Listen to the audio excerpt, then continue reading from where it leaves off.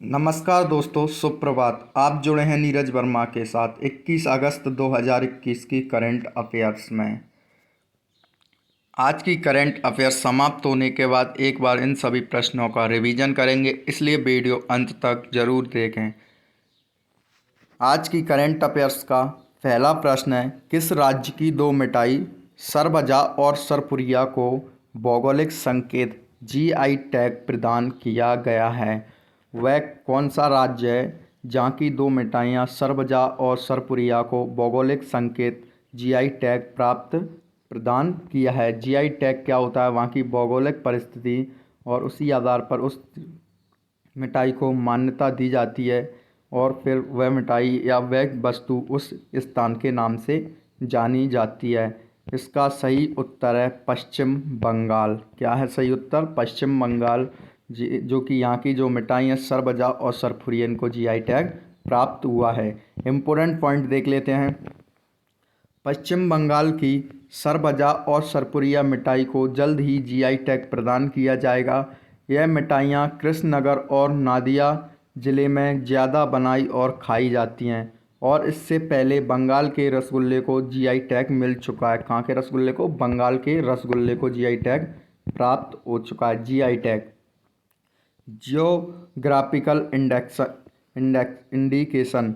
GI tag किसी भी उत्पाद के लिए एक प्रतीक चिन्ह के समान होता है। यह उत्पाद की विशिष्ट भौगोलिक उत्पत्ति, विशेष गुणवत्ता और पहचान के आधार पर दिया जाता है। पश्चिम बंगाल के बारे में देख लेते हैं। पश्चिम बंगाल की राजधानी कोलकाता है। यहाँ की जो मुख्यमंत्री हैं ममता बनर्जी हैं, तृणमूल कांग्रेस पार्टी से। पश्चिम बंगाल के गवर्नर जगदीप धनखड़।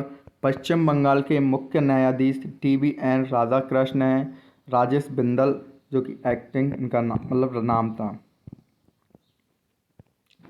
राजेश बिंदल के नाम पर की जगह पर यह आए हुए हैं। पश्चिम बंगाल की लोकसभा सीट 42, राज्यसभा सीट 16, विधानसभा सीट 294 हैं। पश्चिम बंगाल के 5 पड़ोसी राज्य असम, सिक्किम, बिहार और झारखंड और उड़ीसा हैं। पश्चिम बंगाल के 3 पड़ोसी देश बांग्लादेश, नेपाल और भूटान हैं। पश्चिम बंगाल की राजकीय पशु फिशिंग कैट, राजकीय पक्षी किंगफिशर, राजकीय वृक्ष डेविल वृक्ष है। दुनिया का सबसे बड़ा डेल्टा सुंदरबन डेल्टा, जो गंगा और ब्रह्मपुत्र नदी बनाती है, किस राज्य में? तो यह पश्चिम बंगाल में स्थित है। किस राज्य में गंगा की सहायक नदी दामोदर नदी को बंगाल का शोक कहा जाता है? पश्चिम बंगाल। कोलकाता किस नदी के किनारे स्थित है? हुगली नदी के किनारे। पश्चिम बंगाल के प्रमुख हवाई अड्डे नेताजी सुभाष चंद्र बोस अंतर्राष्ट्रीय हवाई अड्डा कोलकाता, बागडोगरा अंतर्राष्ट्रीय हवाई अड्डा सिलीगुड़ी। पश्चिम बंगाल के प्रमुख राष्ट्रीय उद्यान सुंदरबन राष्ट्रीय उद्यान, न्योरा वैली राष्ट्रीय उद्यान, सिंगलीला राष्ट्रीय उद्यान, बक्सा राष्ट्रीय उद्यान, गोरुमारा राष्ट्रीय उद्यान, जल्दापारा राष्ट्रीय उद्यान। पश्चिम बंगाल के प्रमुख बांध फरक्का बांध गंगा नदी पर, दुर्गापुर बांध दामोदर नदी पर, कनकसावती बांध कनकसावती नदी पर स्थित हैं। यहाँ के प्रमुख त्यौहार दुर्गा पूजा। कर्क रेखा भारत के पश्चिम बंगाल राज्य से होकर गुजरती है और कर्क रेखा भारत के 8 राज्य से होकर निकलती है। ये 8 राज्य कौन कौन से हैं? गुजरात, राजस्थान, मध्य प्रदेश, छत्तीसगढ़, झारखंड, पश्चिम बंगाल, त्रिपुरा और मिजोरम। इसकी मैंने आपको शॉर्ट ट्रिक भी बताई थी। वह क्या थी? मित्र पर गमछा जार। क्या बताई थी? मित्र पर गमछा जार। वह वीडियो जाकर देख लें, डिस्क्रिप्शन में इसकी लिंक डली है। अगला प्रश्न है, भारत और किस देश के बीच द्विपक्षीय समुद्री अभ्यास जायर अल वार का दूसरा संस्करण आयोजित हुआ है? इसका सही उत्तर है कतर। एग्जाम्स में काफ़ी इम्पोर्टेंट क्वेश्चन रहेगा। इम्पोर्टेंट पॉइंट देख लेते हैं। भारत कतर द्विपक्षीय समुद्री अभ्यास जैर अल वार का दूसरा संस्करण 9 से 14 अगस्त के बीच आयोजित हुआ है। इस अभ्यास में दोनों देशों की सेनाओं ने सामरिक समुद्री अभ्यास, एंटी पायरेसी अभ्यास, वायु रक्षा, समुद्री निगरानी, बोर्डिंग ऑप्स और SAR अभ्यास किया है। यह दूसरा संस्करण आयोजित हो रहा है। आयोजन स्थल कहाँ पर है? फारस की खाड़ी में। देखते हैं कतर के बारे में। कतर एशिया महाद्वीप में स्थित है। इसकी राजधानी दोहा, करेंसी कतरी रियाल। कतर के प्रधानमंत्री शेख खालिद बिन खलीफा बिन अब्देल अजीज अल तानी। शेख खालिद बिन खलीफा बिन अब्देल अजीज अल तानी हैं। अगला प्रश्न देखते हैं। अगला प्रश्न है, वित्तीय समावेशन सूचकांक को किसने जारी किया है? कौन सा? वित्तीय समावेशन सूचकांक, FI इंडेक्स। इसका सही उत्तर है भारतीय रिजर्व बैंक, RBI।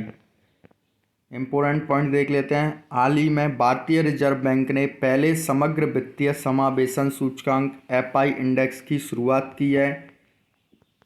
वित्तीय समावेशन सूचकांक की अवधारणा एक व्यापक सूचकांक के रूप में की गई है, जिसमें सरकार और क्षेत्रीय नियामकों के परामर्श से बैंकिंग, बीमा, निवेश, डाक तथा पेंशन क्षेत्र का विवरण शामिल है। इसका वार्षिक प्रकाशन प्रत्येक वर्ष जुलाई में किया जाता है। मार्च 2021 को समाप्त हुए वित्तीय वर्ष में वार्षिक FI सूचकांक 53.9 कितना? 53.9 है, जबकि मार्च 2017 की समाप्ति के दौरान यह 43.4 था। एग्जाम्स में काफ़ी इम्पोर्टेंट क्वेश्चन रहेगा। प्रत्येक एग्जाम में सूचकांक जरूर पूछे जाते हैं, इसलिए अत्यधिक ध्यान दें। RBI के बारे में जानते हैं। RBI भारत में जितने भी बैंक होते हैं उन्हें RBI रेगुलेट करता है। इसकी full form reserve bank of India. Reserve bank of India की स्थापना 1 अप्रैल 1935 को हुई थी। RBI बैंक की स्थापना किस अधिनियम के प्रावधानों के अनुसार 1 अप्रैल 1935 को हुई थी? तो भारतीय रिजर्व बैंक अधिनियम 1934। इसका मुख्यालय मुंबई, महाराष्ट्र। गवर्नर शक्तिकांत दास। वर्तमान में RBI के 4 डिप्टी गवर्नर हैं: महेश कुमार जैन, माइकल पात्रा, M राजेश्वर राव और T रविशंकर। बैंकों का बैंक किसे कहा जाता है? RBI को। भारतीय रिजर्व बैंक RBI का राष्ट्रीयकरण 1 जनवरी 1949 को हुआ था। भारतीय रिजर्व बैंक RBI के पहले अंग्रेजी गवर्नर सर ऑसबॉर्न। भारतीय रिजर्व बैंक RBI के पहले भारतीय गवर्नर CD देशमुख।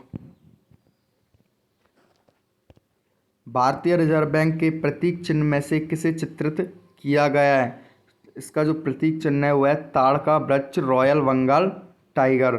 भारतीय रिजर्व बैंक RBI के गवर्नर की नियुक्ति कौन करता है? प्रधानमंत्री वित्त मंत्री की सलाह पर। कौन करता है? प्रधानमंत्री करता है वित्त मंत्री की सलाह पर।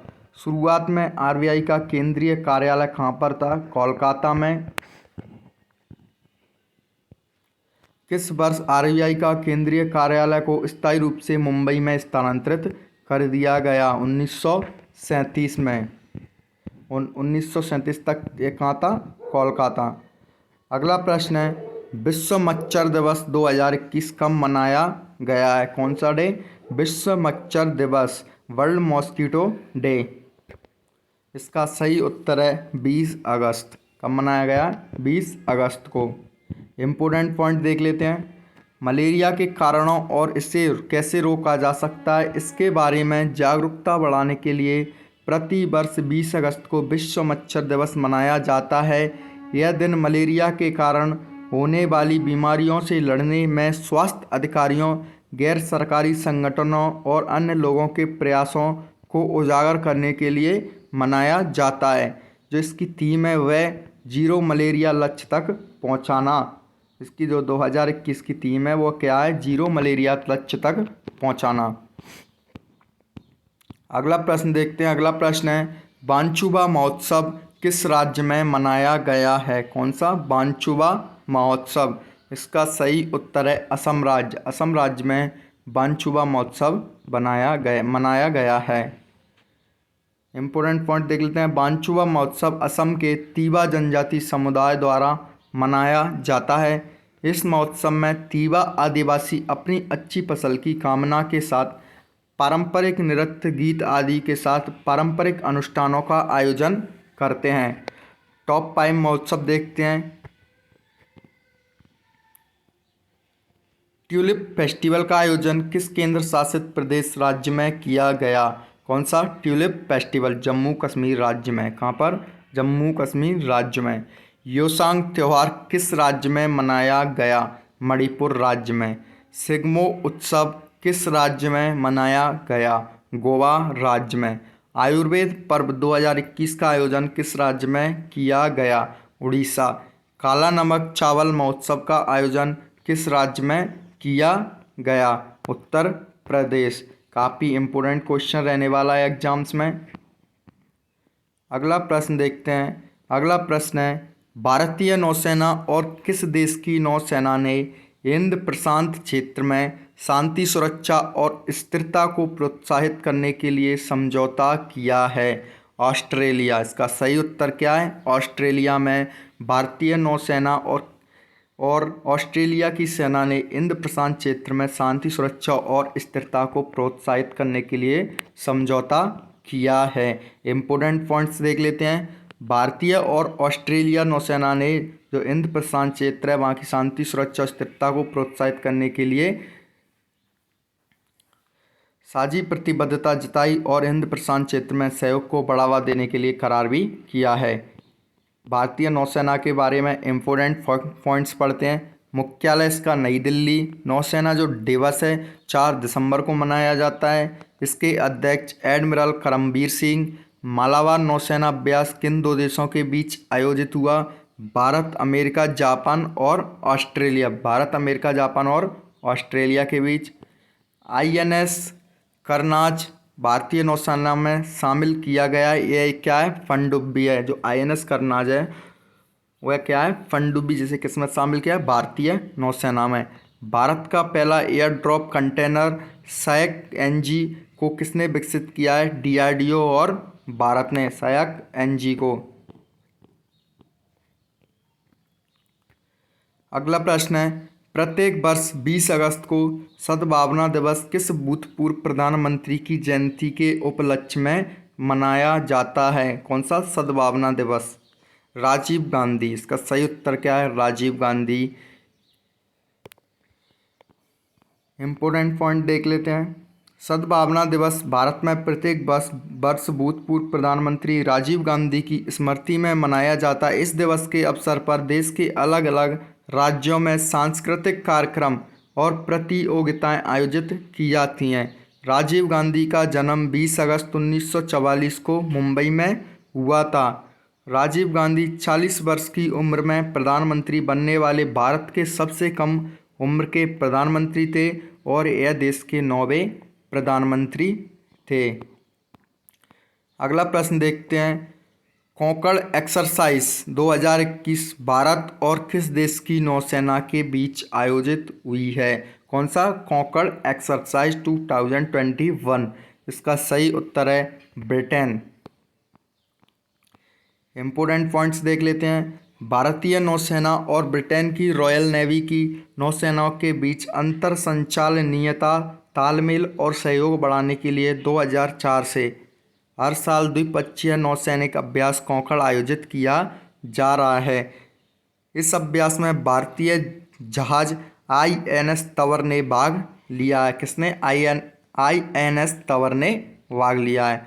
ब्रिटेन की तरफ से आयोजन स्थल क्या है? इंग्लैंड। कहाँ पर? इंग्लैंड। एग्जाम्स में काफ़ी इंपॉर्टेंट पॉइंट्स रहेगा। अगला प्रश्न देखते हैं। किसने संयुक्त राष्ट्र शांति सैनिकों की सुरक्षा में मदद करने के लिए यूनाइट अवेयर तकनीक को शुरू करने की घोषणा की है? इसका सही उत्तर है S जयशंकर ने। S जयशंकर ने राष्ट्र शांति सैनिकों की सुरक्षा में मदद करने के लिए यूनाइट अवेयर तकनीक को शुरू करने की घोषणा की है। इम्पोर्टेंट पॉइंट देख लेते हैं। विदेश मंत्री S जयशंकर, जो विदेश मंत्री हैं S जयशंकर ने संयुक्त राष्ट्र शांति सैनिकों की सुरक्षा में मदद करने के लिए यूनाइट अवेयर तकनीक को शुरू करने की घोषणा की है। उन्होंने यह घोषणा न्यूयॉर्क में संयुक्त राष्ट्र के मुख्यालय में की, जब वे प्रौद्योगिकी और शांति स्थापना पर संयुक्त राष्ट्र सुरक्षा परिषद की खुली बहस की अध्यक्षता कर रहे थे। उन्होंने कहा कि संयुक्त राष्ट्र शांति मिशन आतंकवादियों, सशस्त्र समूहों और गैर राज्य इकाइयों से जुड़ी चुनौतीपूर्ण परिस्थितियों में काम करना जारी रखता है।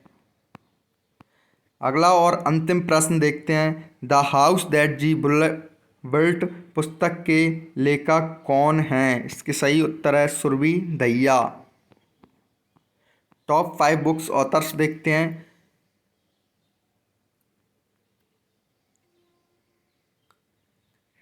करुणनिधि आ लाइफ इन पॉलिटिक्स पुस्तक किसने लिखी है? संध्या रविशंकर ने।